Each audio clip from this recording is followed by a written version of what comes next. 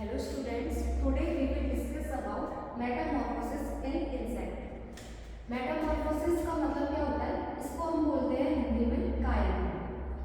कायांतरण मतलब कि कायापलट होना। जैसे जब कोई ऑफस्प्रिंग है, कोई अडल्ट में जब ऑफस्प्रिंग चेंज होगी तो उसकी बॉडी में क्या क्या चेंज आ रहे हैं, या फिर हम मानते हैं कि कोई ऑर्गेनिज्म एग प्रोवाइड करता है, एग लेइंग है, और एग लेइंग से अडल्ट तक की स्ट्रक्चर में क्या स्ट्रक्चर सारी सेम है उसकी, या उसकी बॉडी में चेंज आ रहा है, वो देखने में कैसा है। पहले एग की स्टेज कैसी होती है, फिर लार्वा की स्टेज आती है, या अडल्ट जो है वो अपने यंग वन से बिल्कुल सेम है या नहीं, तो उसी को हम कहते हैं मेटामॉर्फोसिस। मेटामॉर्फोसिस में बॉडी में बहुत सारे चेंज आते हैं, जिससे डिफरेंट डिफरेंट टाइप की स्ट्रक्चर का फॉर्मेशन होता है। मेटामॉर्फोसिस इन इंसेक्ट पढ़ेंगे इस टॉपिक में।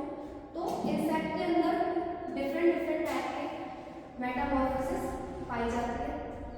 मेटामॉर्फोसिस के अगर हम टाइप देखें तो मेनली 2 टाइप होते हैं इसके मेटामॉर्फोसिस के। अगर कोई ऑर्गेनिज्म है या फिर कोई भी एनिमल है, एनिमल जब प्रोड्यूस कर रहा है अपने ऑफस्प्रिंग, तो ऑफस्प्रिंग में क्या चेंज आ रहा है, क्या चेंज नहीं आ रहा है, उसके बेस पर डेवलपमेंट होते हैं 2 टाइप के।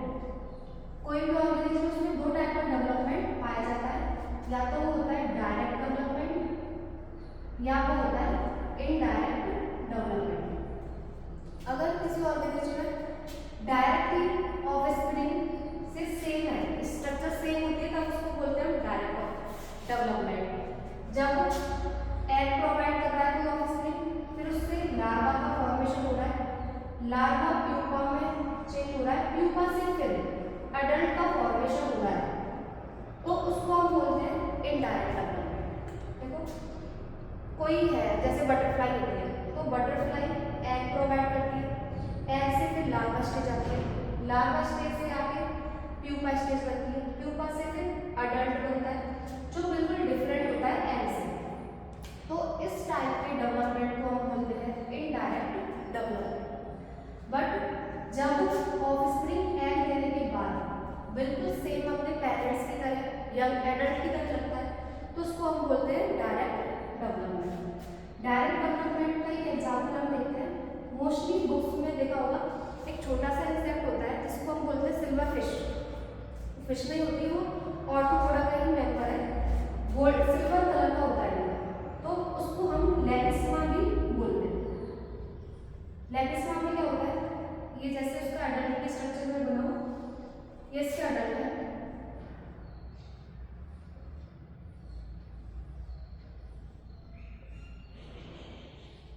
ऐसे टाइप का ये एग प्रोड्यूस करेगा, एग से फिर लेपिस्मा जो बनेंगे, छोटे ऑफस्प्रिंग बनेंगे, वो इसी की तरह ही होंगे, उससे फिर डायरेक्ट जो स्ट्रक्चर बनती है वो एडल्ट से मैच करती है, तो उसको हम बोलते हैं डायरेक्ट डेवलपमेंट। जब एग और अडल्ट के बीच में बहुत सारी डिफरेंट डिफरेंट स्टेज आती है, तो हम उसको बोलते हैं इनडायरेक्ट डेवलपमेंट। जो डेवलपमेंट होता है इनडायरेक्ट वाला, उसके भी 2 टाइप्स होते हैं। एक होता है होलो मेटाबॉलिक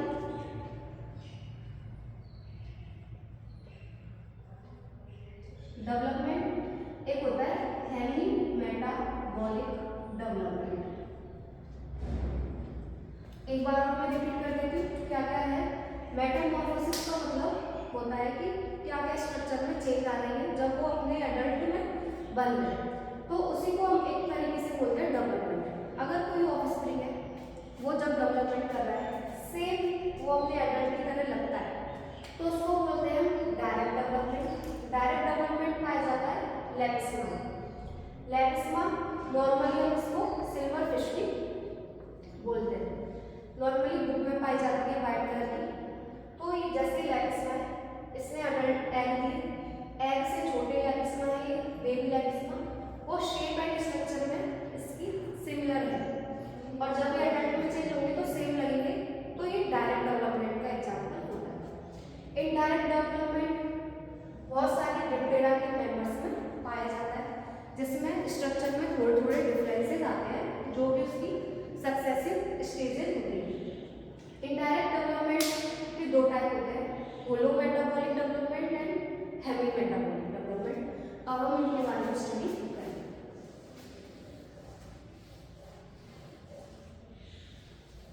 पहले हम करते हैं होलो मेटाबॉलिक डेवलपमेंट के बारे में स्टडी।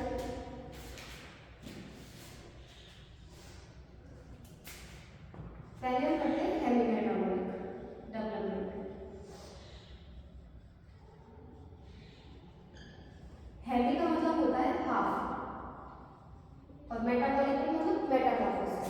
जब कोई स्ट्रक्चर या इंसेक्ट वो एग प्रोड्यूस कर रहा है और उससे जो आगे स्टेज बन रही है, जुवेनाइल स्टेज जो बन रही है, वो थोड़ी थोड़ी अपने पेरेंट्स की तरह है, थोड़ी थोड़ी वाली कंप्लीट नहीं है। और थोड़ा डेवलपमेंट होने के बाद उसमें जो चेंज आते हैं वो अपने पेरेंट्स की तरह दिखने लगता है और फिर उसके बाद नई स्ट्रक्चर का फॉर्मेशन हो जाता है। तो इस टाइप का जो डेवलपमेंट है उसको हम बोलते हैं हेमी मेटाबॉलिक डेवलपमेंट। ये ड्रैगन फ्लाई वगैरह में पाया जाता है।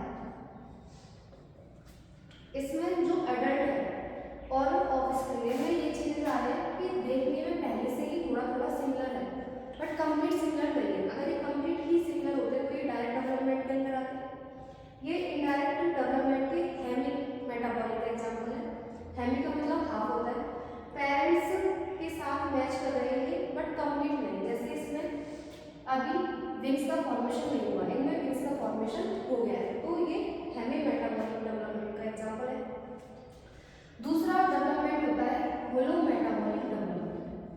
होलो का मतलब होता है कंप्लीट। जब डेवलपमेंट जो होता है वो कंप्लीट होता है कि सारी स्टेजेस अलग होती है। जैसे हम देखते हैं बटरफ्लाई में, या फिर हम देखते हैं बीज में, हनी बी वगैरह जो होती है उनमें भी होलो मेटाबॉलिक टाइप का डेवलपमेंट पाया जाता है। पहले ये बीज वगैरह जो होती है या बटरफ्लाई की स्ट्रक्चर अगर हम देखते हैं वो एग प्रोवाइड करते हैं। एग से फिर लार्वा स्टेज आती है, लार्वा से फिर प्यूपा स्टेज का फॉर्मेशन होता है, प्यूपा फिर अडल्ट में चेंज होती है। तो ये है अडल्ट, एग, लार्वा, प्यूपा। ये सारी जब स्टेज आती है जो अपने पेरेंट्स से बिल्कुल ही डिफरेंट है, तो उस टाइप के डेवलपमेंट को हम बोलते हैं होलो मेटाबॉलिक डेवलपमेंट। ये होलो मेटाबॉलिक डेवलपमेंट इनडायरेक्ट का एग्जांपल होता है। हनी बीज वगैरह या बटरफ्लाई में इस टाइप का डेवलपमेंट पाया जाता है। ये जो डेवलपमेंट पाया जाता है उनके ऊपर जो कंट्रोल होता है वो एंडोक्राइन कंट्रोल पाया जाता है।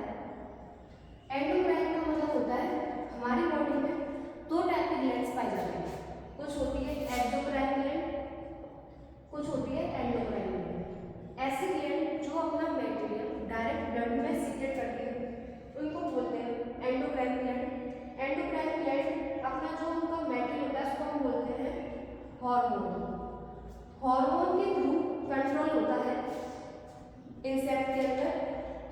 वैसे कई सारे हार्मोन्स पाए जाते हैं बट मेनली जो है वो दो टाइप के हार्मोन होते हैं। एक होता है एंडोक्राइन हार्मोन,